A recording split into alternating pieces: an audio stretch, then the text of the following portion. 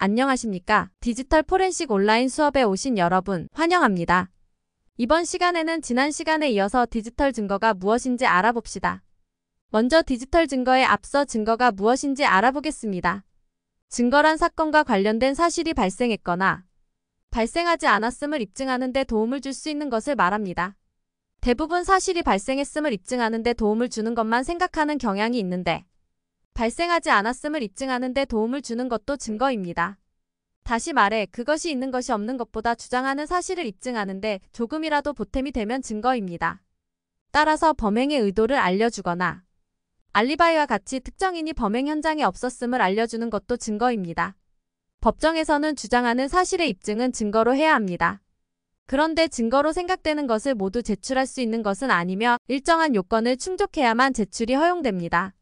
증거는 합법적으로 수집되어야 하며 편견이나 오해를 유발하는 정도가 사실을 입증하는 정도보다 크면 법정에 제출할 수 없습니다. 법정에서 제출이 허용된 증거가 없다면 실제로 특정한 범행 사실이 있다고 하여도 법적 사실로 인정되지 않습니다. 증거 중에 법정에 제출이 허용된 것을 증거 능력이 있다고 말합니다. 증거 능력이 있어 법정에 제출되면 사실을 입증하는 데 도움을 주는 정도를 증명력이라 말합니다. 사실을 직접 증명하는 증거를 직접 증거라 말하고 간접적으로 증명하는 것을 간접 증거라 말합니다. 간접 증거는 직접 증거보다 증명력이 약할 수밖에 없습니다. 증거를 세분하면 사실을 목격한 사람의 진술, 범행에 사용되었거나 범행 현장에 존재하는 물건인 물증, 사람의 생각이나 사실관계를 기록한 서류인 서증으로 구분됩니다. 이제 디지털 증거에 대해 좀 더 구체적으로 알아보겠습니다. 디지털 증거란 디지털 저장 매체의 전자적 형태로 저장된 데이터 중 증거 가치가 있는 데이터를 의미합니다. 통신망을 통해 전송되는 데이터 또한 포함합니다. 원래는 아날로그 신호로 표현된 데이터를 포괄하는 의미로 전자증거라고 말했지만 아날로그 형태의 데이터가 거의 사라져서 현재는 디지털 증거라고 말하고 있습니다. 디지털 증거는 증거로서 가치가 있어야 하기 때문에 법정에서 요구하는 절차에 따라 조사되어야 하며 과학적이고 논리적으로 분석되어야 합니다. 디지털 증거의 처리 절차에 대해서는 다음 시간에 알아봅시다. 디지털 증거는 저장되는 형태와 생성되는 방식에 따라 크게 두 가지로 분류될 수 있습니다. 이 분류에 대해 조금 더 자세하게 알아보겠습니다. 먼저 디지털 증거가 저장되는 정보 저장 매체에 대해 알아보겠습니다. 디지털 데이터를 저장하는 방식은 전자기적 특성을 이용한 저장 방식, 광학적 특성을 이용한 저장 방식, 반도체 소자를 이용한 저장 방식이 있습니다. 전자기적 특성을 이용하는 방식에는 하드디스크 드라이브가 대표적인 예이며 플로피 디스크를 비롯한 다양한 저장 매체가 있었으나 이제는 거의 사용되고 있지 않습니다. 자석 물질을 자화시켜 정보를 저장하며 자화 방향에 따라 0과 1을 나타냅니다. 하드디스크 드라이브와 플로피 디스크는 자기 디스크를 사용하여 데이터를 저장하고 자기 디스크의 자화 방향을 바꿔서 데이터를 저장합니다. 따라서 전자기적 특성을 이용한 저장 매체는 강력한 자석을 이용하여 한 번에 모든 데이터를 삭제할 수 있습니다. 이렇게 강력한 자석을 이용하여 데이터를 삭제하는 기기를 디가우저라 말합니다. 광학적 특성을 이용하는 방식에는 CD, DVD 등이 있습니다. 빛의 반사 유무로 0과 1을 나타냅니다. 데이터를 한 번 저장하면 변경하기 어려운 특성이 있어 데이터 보관용으로 사용하였으나 저장 공간이 크지 않아서 현재에는 사용이 많이 줄어들었습니다. CD, DVD는 레이저 빛을 이용하여 데이터를 읽고 쓰는데 빛이 반사되거나 반사되지 않는 특성을 이용해 0과 1을 표현합니다. 전자기적 특성을 이용한 저장 매체와 달리 자석을 이용하여 데이터를 삭제할 수 없지만 물리적으로 손상되기 쉬워 취급에 유의해야 합니다. 반도체 소자를 이용한 저장 매체는 플래시 메모리가 대표적입니다. 반도체 소자인 셀에서 전자의 존재 유무로 0과 1을 나타냅니다. 플래시 메모리를 이용하는 저장 매체는 휴대용으로 USB와 SD카드가 있으며 하드디스크 드라이브를 대체하는 SSD가 많이 보급되고 있습니다.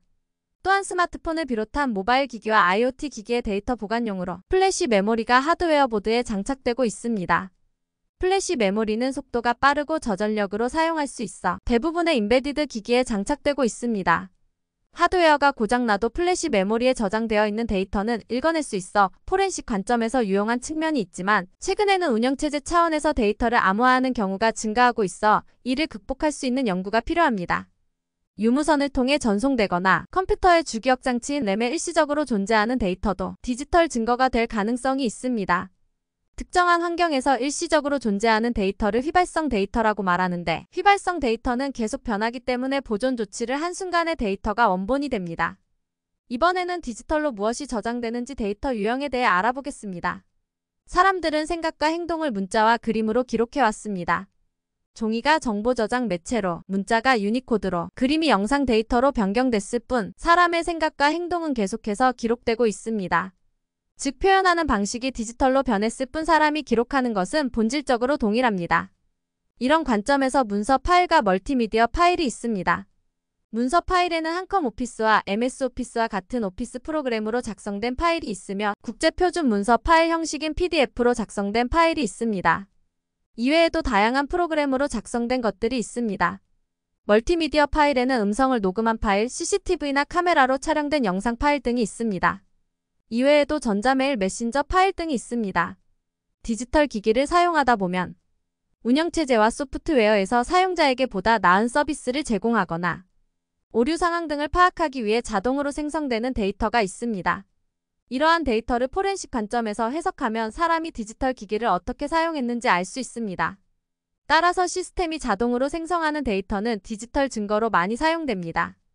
여기에는 시스템 로그와 파일 시스템의 각종 메타데이터, 운영체제와 소프트웨어가 자동으로 생성하는 파일 등이 해당되며 이를 포렌식 아트팩트라 말합니다.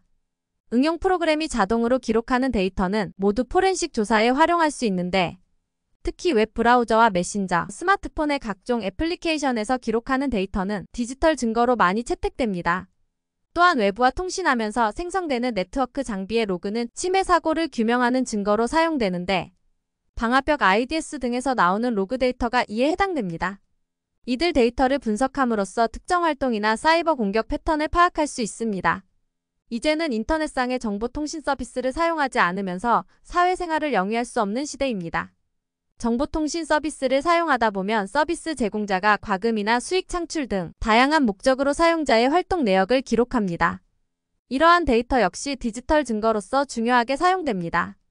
교통카드나 신용카드의 사용 기록은 사용자의 위치 정보를 확실하게 알려주며 금융거래 내역은 자금 추적에 사용됩니다.